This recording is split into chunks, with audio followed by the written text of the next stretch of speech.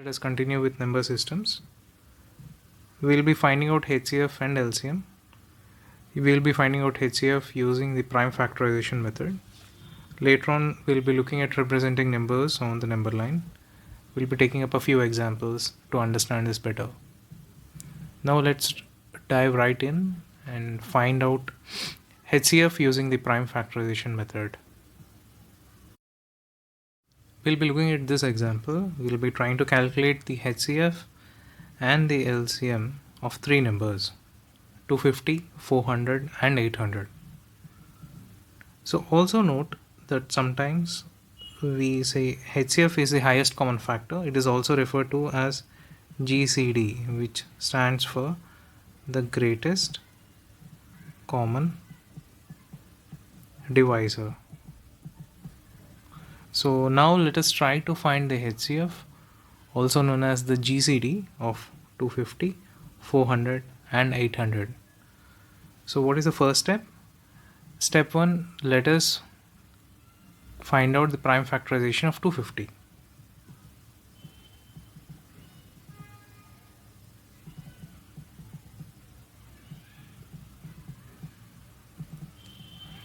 Now first we divide step by step. So first of all, 250 divided by 2 equals 125. Then 125 we cannot divide by 2, we cannot divide by the next prime, which is 3, but we would be able to divide it by 5, which gives us 25. Next 25 again we won't be able to divide by 2 or 3, but we can divide by 5, which will give us 5. Then 5 again, in a similar way we can divide with 5, and finally we will end up with 1.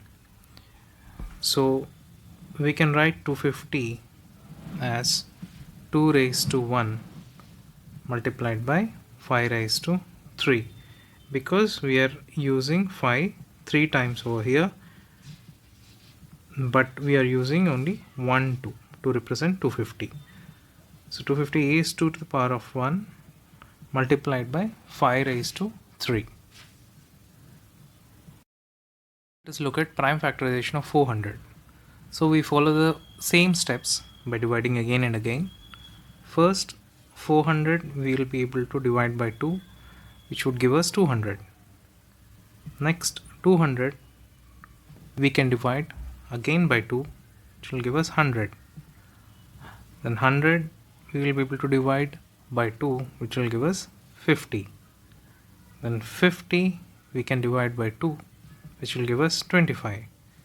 25 we won't be able to divide by 2, we won't be able to divide it by 3, but we can divide it by 5, which will give us 5. And finally 5 divided by 5 will give us 1.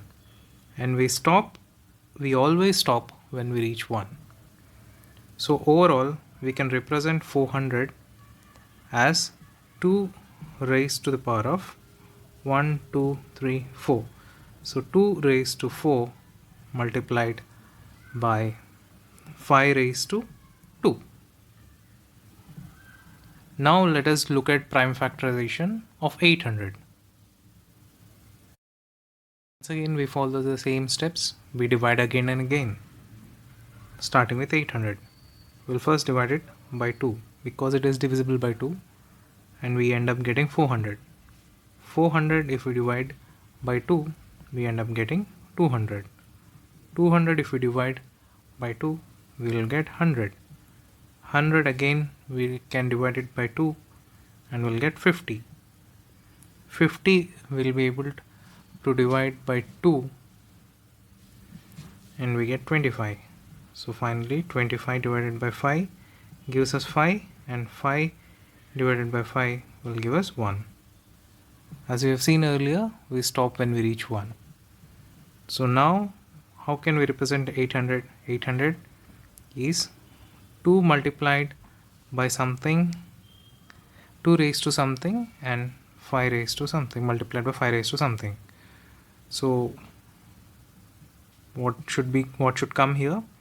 So we are using 2 1 2 3 4 5 times.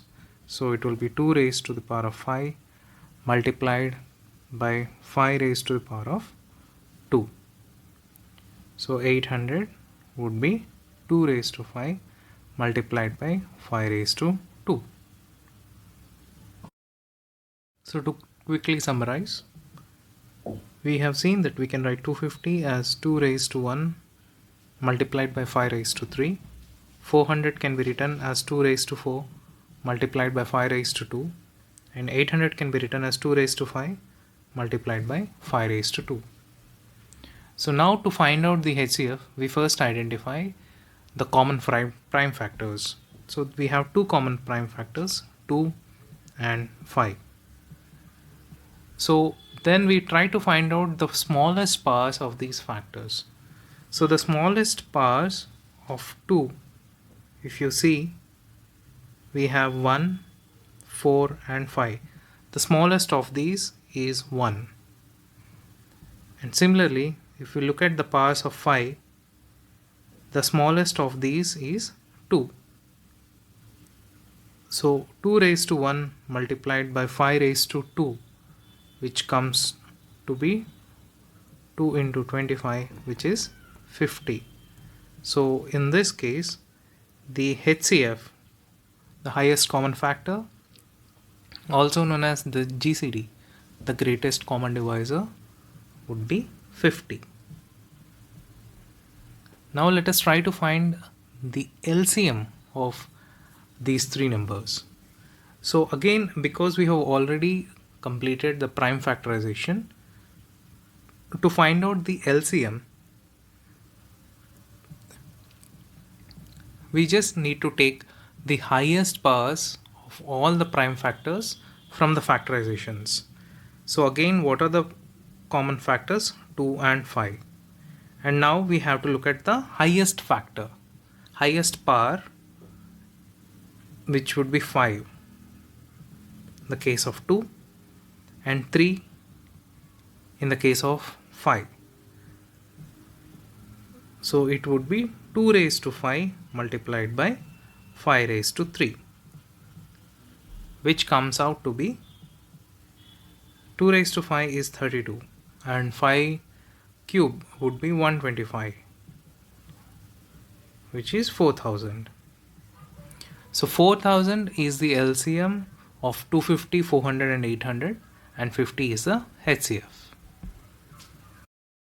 Let us shift gears and understand a few more things about the number line. So firstly, as we have seen earlier, we will represent a number line with 0 somewhere in the middle, followed by 1, 2, 3, 4 and so on.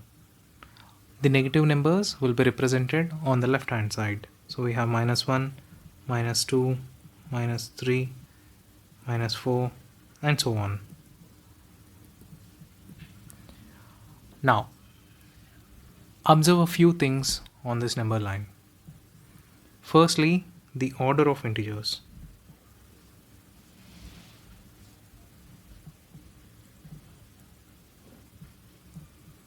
Notice how moving right on the number line shows the ascending order. What do I mean by this? Say we have -5.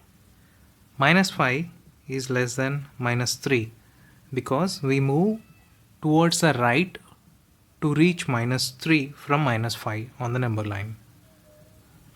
Similarly, -3 would be lesser than -1, which would be lesser than 0, lesser than 2, lesser than 4. So as we keep moving towards the right, we would keep ascending through the list of numbers. Similarly, moving towards left would show the descending order. Moving towards right shows the ascending order. So in this case we have say 4, and if I move towards the left I get 2. So 4 is greater than 2, which is greater than 0, which is say greater than -1, -3, -5. So this is our first observation about in which direction we move on the number line. Second observation that I would like you to note is regarding adding positive integers.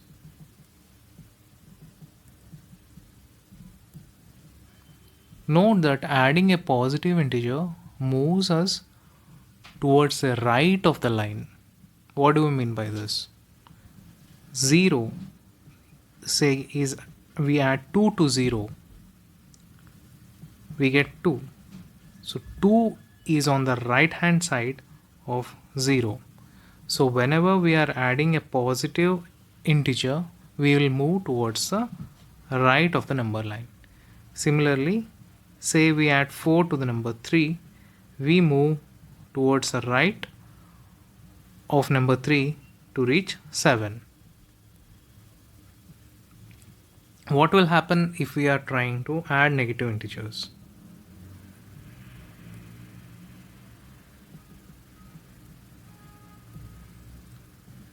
So adding a negative integer will shift us towards the left hand side. Say we have 5 and now let me add minus 2 to it. So I'll get 3. Now 3 is towards the left of 5. Similarly, say we have 8 and I'm adding minus 6. I end up getting 2. 2 is towards the left of 8 on the number line. So whenever we add a negative integer, we shift towards the left.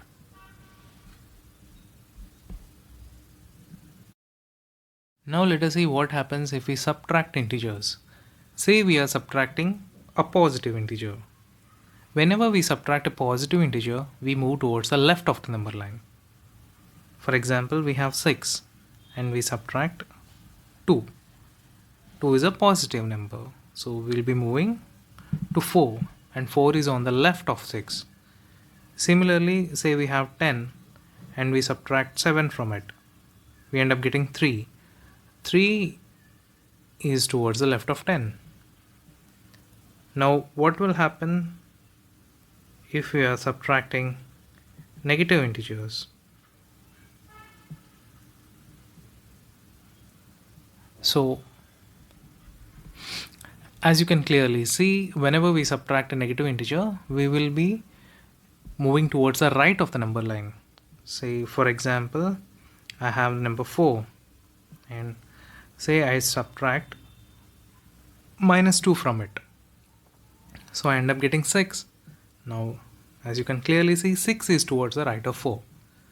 Similarly, say I have 3 and I subtract minus 3 from it. We end up getting 6, which is towards the right of 3.